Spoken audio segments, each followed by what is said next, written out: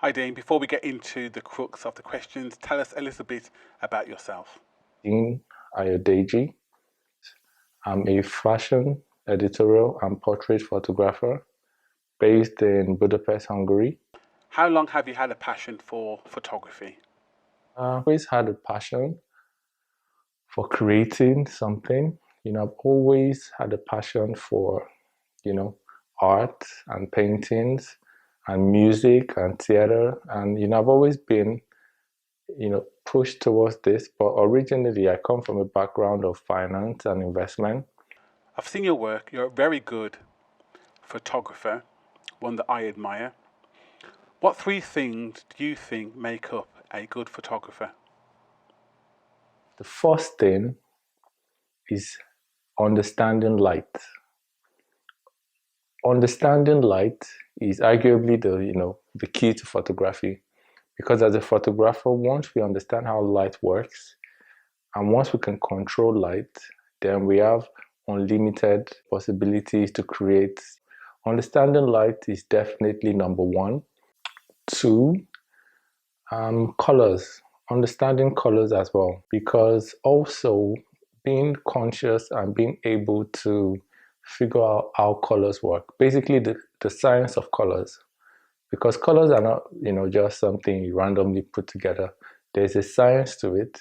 The same way there's a logic and science behind how we light and how we see light and how light works, characteristics of light.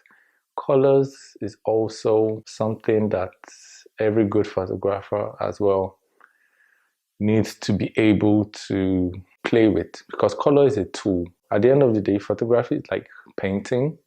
Painting a canvas, we use light to paint. We also use colors to paint. Thirdly would be, I think, being able to understand the rules of photography and knowing when to break those rules, because there are some rules. That's what I mean is understanding the technical aspect of photography is also key. Yes, photography is it's a creative field, and we all need to be creative. But at the same time, there's a technical aspect of it. How can you create this idea you've got in your head if you don't know the technical aspect of the camera or the technical aspect of post processing? And as a photographer, having the knowledge of these basic rules help. You don't always have to follow these rules, but it's always best to at least know the rules, so at least you know when to break it. Like the rule of thirds, the composition rules. When it comes to inspiration, can you share for us a little insight to what inspires you to be creative? I think for me, in terms of photography, what inspires me is how I'm very much inspired by the old masters, the Renaissance age, the Michelangelos, the Da Vinci's. Like I grew up loving a lot of art and paintings, and I discovered the camera, and I discovered this was my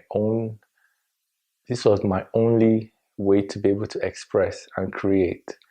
And I'm inspired by these names I just mentioned, and I'm inspired by how they live forever. I'm inspired by how 500 years from now, people would still talk about Michelangelo because of his paintings and because of all the great art he created. I know in the creative field that many creators have to do a second job to supplement what they do. Is this your full time job? Yes, right now, this is my full time job. I've seen some of your work, I've seen some of your editorials. Could you tell me why you love them so much? Because editorial shoots allow you to be creative and they allow you to express. It's not so limiting. So I shoot a lot of editorials. I collaborate with fashion brands, with fashion models, creative artists, makeup artists, hairstylists. I do a lot of portrait sessions, and A little cheeky question. Are you where you want to be when it comes to income from photography? I wouldn't say I'm where I want to be in terms of racking in income from photography, but like I said, it's a process.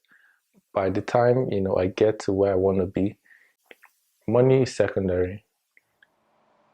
And what are your views on working for free? As I know that as a photographer, sometimes we take on projects that we don't get cash payments, but there may be other benefits. Could you talk about that for me, please?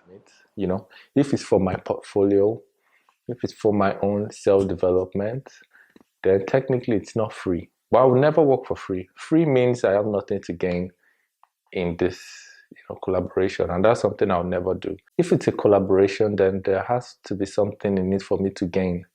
There is no stylist, there is no makeup artist, there is nothing, there is no concept. You just want free photos. That makes no sense. So we need to be able to understand what working for free means. Thank you for that. That's very informative. On the back of that, can you remember your first paid job as a photographer? It was a portrait shoot. It was funny because the person came from social media. We connected from Facebook, and it was interesting. That was my very first photo shoot that was paid. In this age where everyone has a camera, everyone may think they're a photographer. How do you get your clients? Well, so far so good. Most of the clients I have right now contacted me. They see my work, they like it, they want to work with me, and they contact me. So it's just as simple as that. My work speaks for itself. Most of my clients, contacted me on their own, mostly through, my online presence. They see my work on Facebook, they see something on the internet, and they find a way to ask, and they get my contact. So, Dean, let me just touch a little bit about editing. I try as much as possible to try and get it right in camera to save time in post. What are your views on editing? There's no problem with editing a photo. Just try to do it naturally. When someone looks at this photo, the edit is invisible. It's not obvious. It still looks very natural. It looks like nothing was done. I mean, let the results be natural. The camera takes the photo, but the photographer makes the photo. So at the end of the day, as much as we say to get it right in camera, yes, we always try to get it as perfect as possible in camera, and we take it to post and we make it great. Post processing is very key when it comes to photography. Anyone that is serious definitely knows that post processing, which is editing, is also a very important aspect of photography. So, a question I'm always asking is, do you compare yourself to other photographers? The answer is no, because at the end of the day, they're doing their thing, I'm doing my thing. I get inspired by other people's work, but I wouldn't see that as comparing myself. I see some stuff some people are doing great job. Some people also look at what I'm doing and say great job. Millions of people are better than I am right now. Good. I'm also better than millions of people. At the end of the day, that's how I see it. It's not a competition. Photography is not a competition. Photography is just you doing what you love, you staying true to what you're doing, and you doing the best you can. So, can I come on to the subject of gear? Sometimes we think to get a better photo, we need better gear. What are your views on gear acquisition? Gear is not so important at the end of the day. All you need is a camera and a good understanding of light.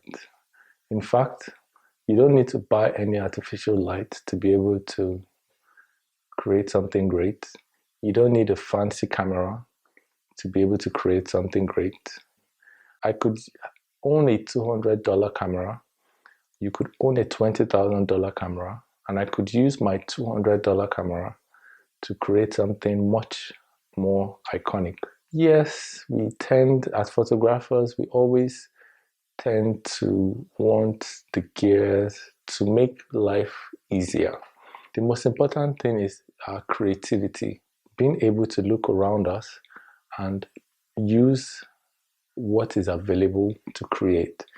Don't wait to get that. Use what you have now to create. So, creativity over gear. Gear just makes things easier, I'll be honest. The point I just want to make is you don't have to have any special gear to create amazing photos. With absolutely nothing, you can create something. If you've got access to the gear, great. If you've got no access to gear, still good. Open your creative mind, and gear is just a distraction. And eventually, when the gear comes, the gear comes. 3 advice I would give out to a person just starting out in photography is, first of all, shoot as much as you can, because practice makes perfect. There is no secret to photography. The only secret to photography is hard work and learning new techniques. And the only way we can learn is by shooting. Second is to stay inspired and stay true to what you love. Don't follow trends. Only focus on the aspect you love. The third advice is be consistent, to be dedicated, to be hardworking. About my Facebook group. Okay, so basically it's a creative space for photographers where we interact with each other, where we learn together. The group is called Mastering Photography with Deen. It's a very interactive group. So anyone interested in learning photography, discussing photography, I'm Deen Ayodeji, and it's been a pleasure. Well, that was a great talk from Dean. A big thank you. All the information to contact Dean will be somewhere in the description below. This has been the third interview talk in the series. I am so looking forward to my next one next week. So stay tuned. If you haven't subscribed, why not subscribe and hit that notification bell to have more content like this. Okay, guys, stay safe. Enjoy your day.